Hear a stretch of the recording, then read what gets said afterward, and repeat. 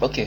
Sasa ukishaondoa background yako na kusmooth edges zote, sasa hapa hivi ni namna gani ambavyo una save file lako liwe in video file, ambapo baadaye unaweza import sehemu yoyote ile kwa ajili ya kufanya editing, kwa ajili ya kutengenezea mazingira au kuweka background yoyote unayoitaka wewe mwenyewe. Sasa kwenye kusave unakuja kwanza kwenye render properties. Kwenye render properties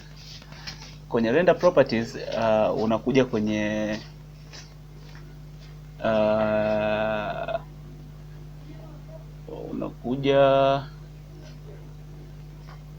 render properties, unakuja kwenye film iko wapi? Film hii hapa iko huku chini. Una click hapa kwenye film. Ukisha click kwenye film, unashuka hapa kwenye transparent, kwa sababu tunataka export file ambayo ni transparent. Una make sure kwenye render properties, unakuja kwenye film, unakuja hapa kwenye transparent, una click hii transparent. Ukisha click hii transparent, unatoka tena kwenye render properties. Unakuja kwenye output. Sawa. Kwenye output utakuja mpaka kwenye hapa hivi utachagua faili unaenda kulisave wapi. Cha kwanza let's say mimi kulingana na unapotaka, mimi nitalisave hapa. Alafu sasa hapa kuna kitu kimoja hapa ipo kwenye PNG. Sasa sisi tunataka hatuwezi tukasave image, tunataka kusave video.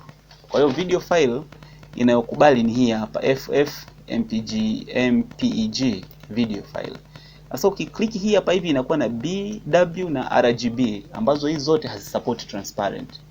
Namna gani unazifanya ili ziweze kusupport transparent? Tunaenda pamoja. Unakuja hapa kwenye encoding. Kwenye encoding hapa unakuja kwenye hii container. Una click hapa hivi, unakuja click kwenye quick time. Ukisha click kwenye quick time, sio kwamba ndio kazi imeisha, unakuja hapa kwenye video. Kwenye video hapa hivi unakuja kwenye video hii, sijui code nini hapa, hii hapa. Una select hapa hivi, unakuja kwenye quick time animation.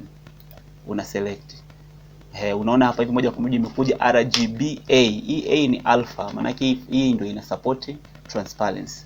Kwa hiyo uta click hapa. Kwa hiyo moja kwa moja hapa hivi kazi yako inakuwa iko tayari kwa ajili ya export. Ukija click kwenye render animation, utaona inakuwa inaanza kurender file moja moja kulingana na urefu wa frame zako ambazo umeshazichagua unahitaji export.